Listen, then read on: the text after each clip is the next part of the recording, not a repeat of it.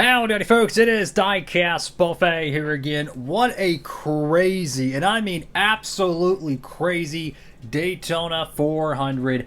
First time winner, 100th win for the Wood brothers. A very awesome moment in NASCAR history. Very reminiscent of Ned Jarrett's call of Dale Jarrett's win in the Daytona 500. What a awesome NASCAR moment right there. If you're a fan of the channel for years, you would know I'm a big Jeff Burton fan. To see his son win, that is so cool.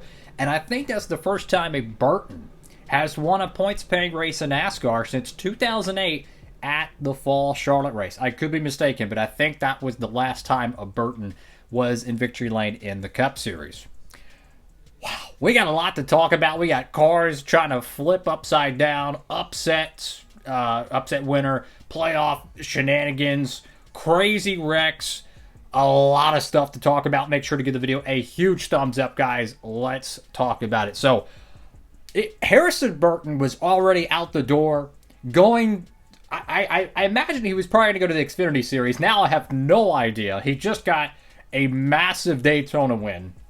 Does he go Cup racing next year? Does he still go Xfinity racing? I don't know. The thing is, Harrison Burton has had a lot of struggles in the Cup Series, and I really don't think it's his fault. The reason why, I think the 21 car is just not that good most of the time. Why do I say that? When he was driving for Joe Gibbs Racing in the Xfinity Series, he was winning races. Yes, he was developing as a race car driver, but he's proven he can win races if given the right equipment, so he's not a bump on the log. I was thinking, going to the Xfinity Series with a very competitive race car could do him some really good, do him good, and potentially allow him to replace maybe another driver in the Cup Series down the line. But he's proven he has the talent, at least in my opinion. So with him winning at Daytona is so cool.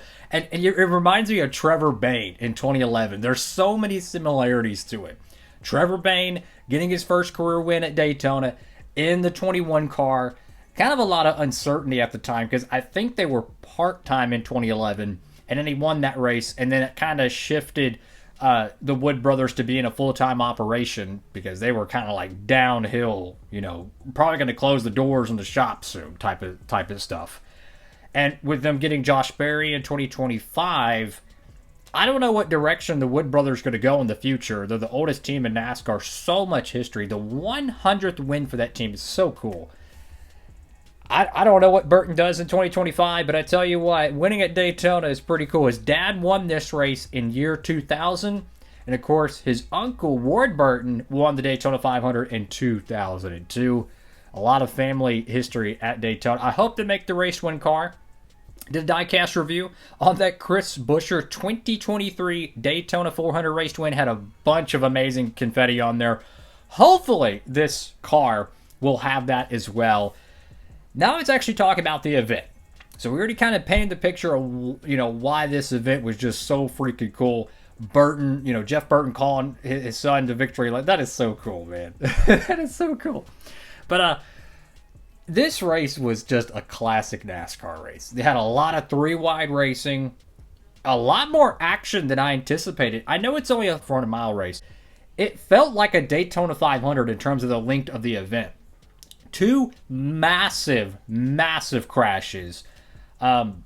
It felt like one of the best next-gen plate races. I actually thoroughly enjoyed it. I was not bored. I know they're saving fuel. I know they're doing things like that.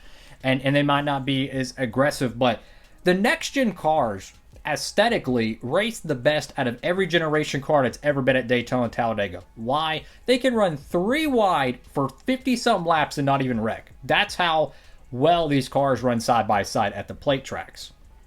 With the Gen 6 car, there'd be times they'd go three wide, and then they would dissipate, go single file. 10 laps later, they would rebuild the momentum, and then they would go back to three wide. The next-gen cars just run side-by-side perfectly.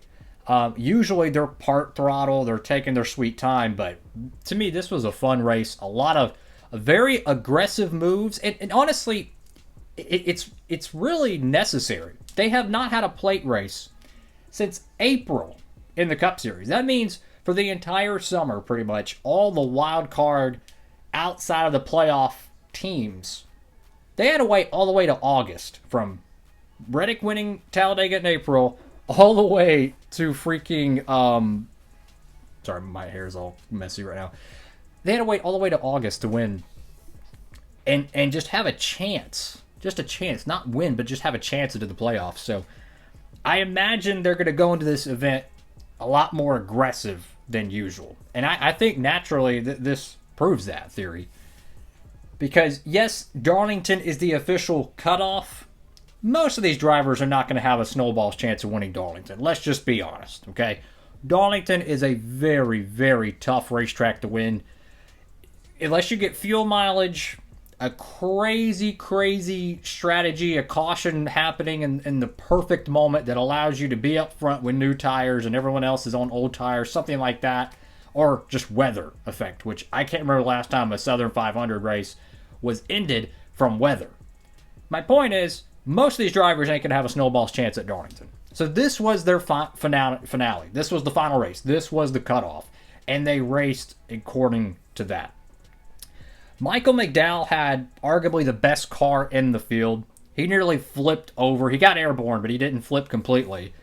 That car was toast, unfortunately. He qualified on pole.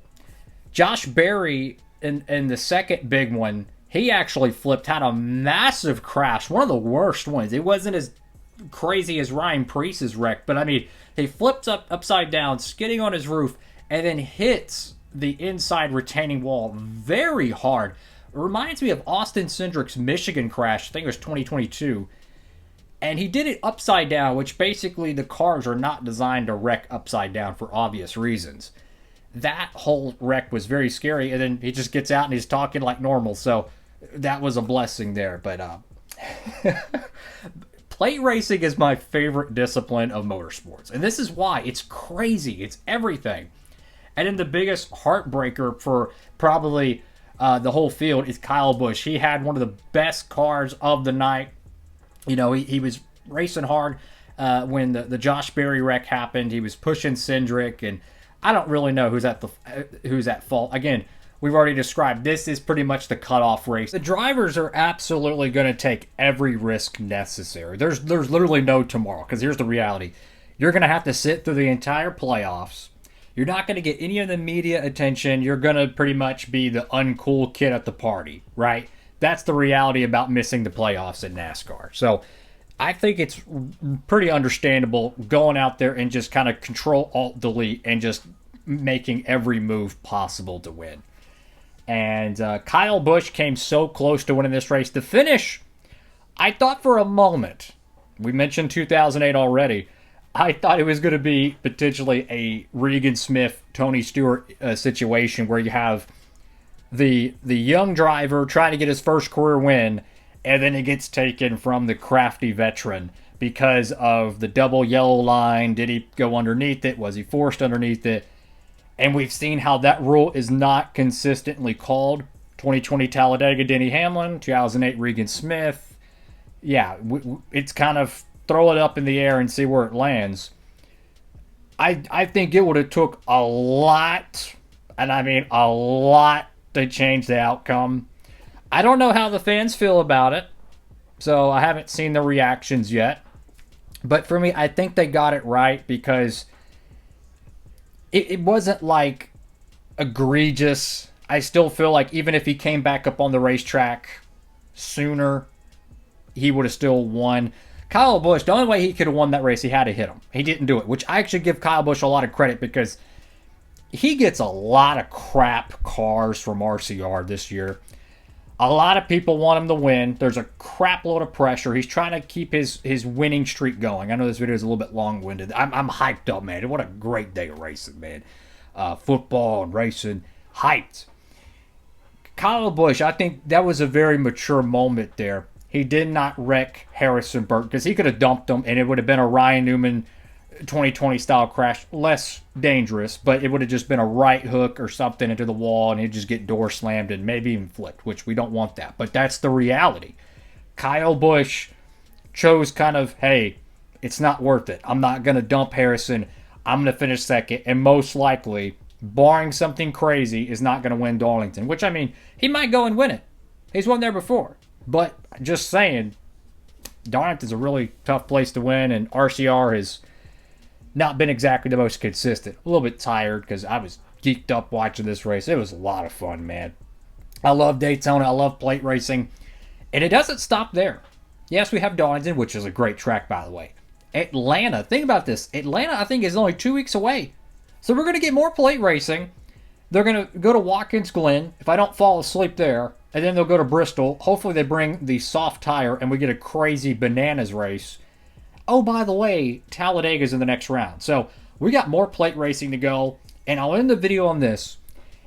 The optics of Corey LaJoie flipping last week. And then Michael McDowell almost going completely over.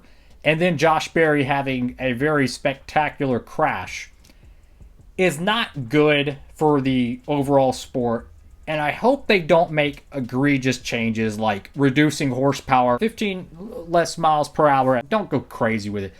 I think, honestly, when you look at the statistics of all the flips of the next-gen era, and you compare it with a sample size, which is like almost 100 races, I think we had 7 true flips. And you look at the Gen 6 era, the numbers are pretty similar from what I've seen. I could be a little bit fuzzy on that. My point is, I think it's more of a coincidence that they had 2 flips back-to-back, unless they made some crazy changes to the car that I didn't know of that is changing the airflow underneath the car, thus letting them flip. I don't think that's the case. I think it's just a coincidence. But if they're race cars, I mean, you go 200 miles per hour in anything, open wheel or a glorified billboard, which is what a stock car is, you're gonna flip. It's part of racing, and the fact that Josh Berry got out just shows you how safe these cars are. So, anyways, I hope they don't go crazy with it and make a bunch of crazy changes and then ruin the racing, is what I'm trying to get at. What did y'all think? Make sure to comment down below. Crazy race, man. Like, I'm hyped. Oh, I didn't even mention this. I hope they make the Harrison Burton race win diecast. And the reason why I think it's going to probably really rely on pre-orders is his primary car did not get made in the Gold Series. So if you're a Burton fan and you want to see this race win diecast get produced, pre-order. We're going to have to, unfortunately, because there's not a guarantee of it getting made, especially with him being a driver already leaving the team. There's probably an increased chance that maybe the sponsors, the team itself, X, Y, and Z might not be as enthusiastic to get it made. Who knows? Who knows?